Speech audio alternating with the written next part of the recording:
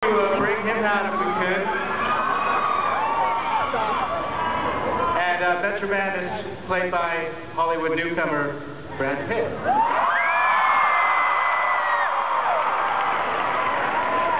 Unfortunately, since Angelina's here, someone had to watch the kids, and Brad sent this lovely likeness of him. He's happy to answer any questions.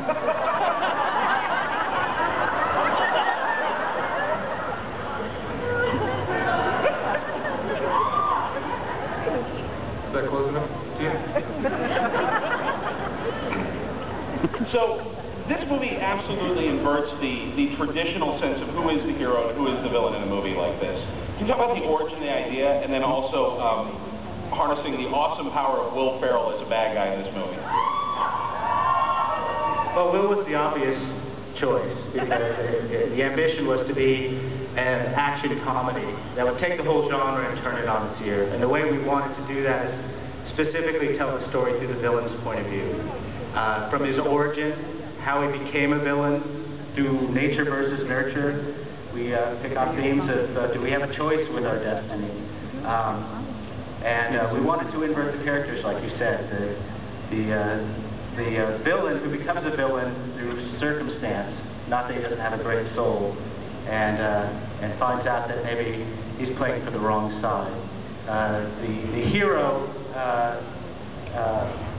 that is also kind of more of a facade of a hero, and the reporter, the damsel, who turns out to be very strong and actually doesn't need anyone to rescue her, and probably is the strongest character in the movie. And then Johnna, we can't really talk too much about his character specifically, but he does have a large part in the movie, unless you want to give it away. Woo! We can't talk about it, I guess, apparently, right? There's a twist with my character in this movie that I think Jeffrey Katzenberg is up there is going to shoot an arrow through my head if I reveal it. But it's basically just a monster twist, and we can't give it away. Also, because people would freak out if you gave it away. Yeah, you guys would lose your minds way too hard if we gave it away. Like the first time they ever showed The Exorcist, and people like throwing up and passing out. Do you want to talk a little bit about your character, Will? I was just going to say, I basically... What happened? My collar? It's funny. Yeah, no, I'm not worried about it. I'm not worried about it one bit. I've never been more confident about anything in my life. I've been hanging out in Wisconsin for a year around the DreamWorks campus, and so I basically came up with the initial concept of what this look would be, and I kept pestering Jeffrey. I think this could make a really good movie. He's like, what are you? Like, I don't really know, but I need a break, and that's kind of how it came to be. That was about a month ago. That was a month ago, but I was in the parking lot for a year prior to a month ago, so. Now, this movie is based on the idea of how every hero has to have his nemesis. Everybody has to have their polar opposite. You guys are working in Hollywood. I would assume have all picked up nemesis of your own. Could you tell me who, given your opportunity, you would destroy in Hollywood, Will? Just destroy. Who's your nemesis in Hollywood? Betty White is my nemesis, and one day I will fight her in a ball of fire, and I think she will win, but it will be a glorious battle. It will be put on pay-per-view. It will be on pay-per-view. Why did I mention that? Betty White and I are going to wrestle on pay-per-view. It's okay. In February. Yeah. On HBO. On HBO. Pay-per-view. Who's your nemesis? Johnna. Whoa. Mel Gibson's girlfriend. I just want to come out officially and support Mel. Thank you, guys.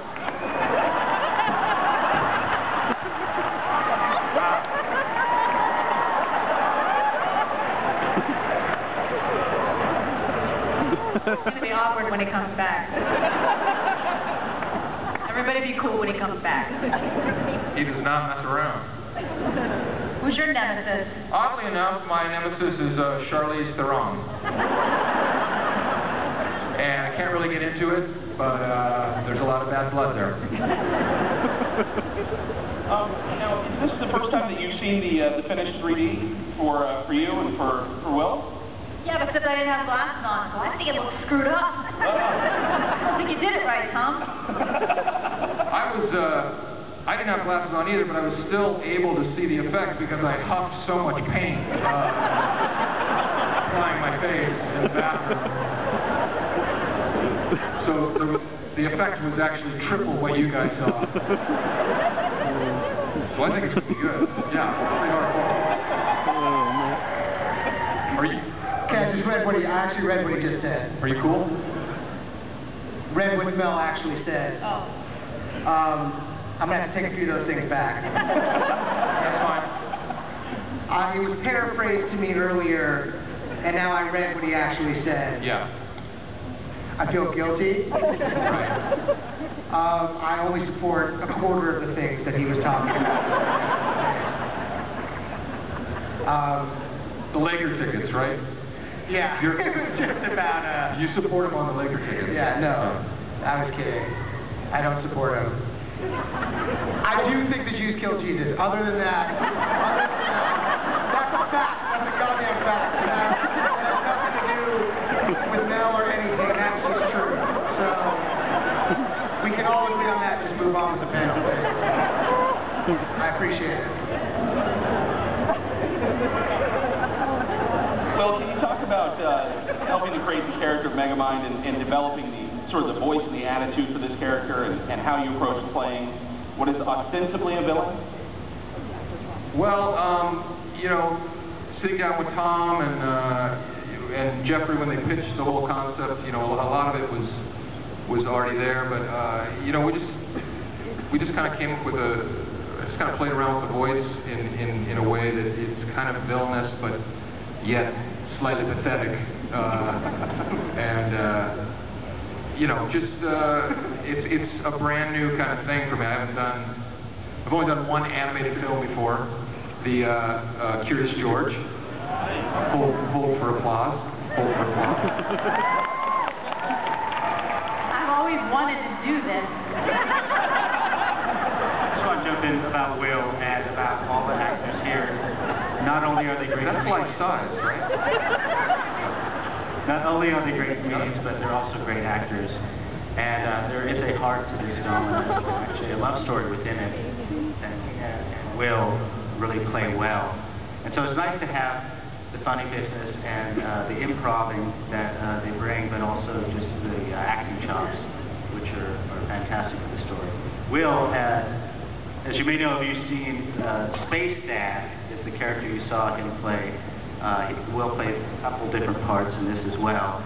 And when you first started doing Space Dad, which is just kind of on the fly, we were just laughing so hard that it had to be a movie. And sometimes that's how it works, you know, that we write in the character from this improv. No. For me, it's a blessing to be able to work with them, and also Brad, and just to mention David Cross, who Minion, who's fantastic too, and couldn't be here today. Now, I know, Johnna, you've done How to Train Your Dragon, and you've worked in this process before. Is this something that you're finding that you really enjoy and have an affinity for? Hold on, Brad wants to say something. I love Tina. Yeah. You know, it's really fun. Yeah, of course, it's cool. You know, I mostly make R-rated movies, and to make a movie that one day, if I have kids or my nephews want to watch, that I can show them without being put in prison. It would be really nice. And now for you, Tina, this is a new process, correct? Working in animation and really, especially on a film of this type and this scale, is this something that you enjoy? This was new for me, and it was exciting because, one, I love other actors, but I hate being in the same room as them. So this was a great way for me to not talk to other actors, and it was really fun to see the character come to life and see her animated. Because the animators can make a better actor. They can make your face is more expressive and better looking and stuff. So it's delightful in that way. One of the questions that was actually submitted via the Facebook page for Megamind was for you, Will, and it was about whether or not this is the first villain you played and how it was to play just a bad guy. I guess I technically played a villain before when I did Mugatu for Zoolander.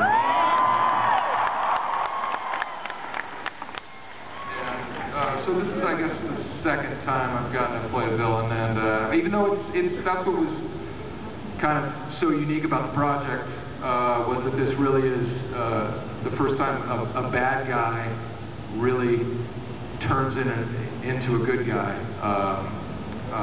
because he realizes that, you know, without good there cannot be evil and vice versa. So it's kind of this. Basically getting to play two roles at the same time. So let's open it up to some Q&A from the crowd here today and take a few questions.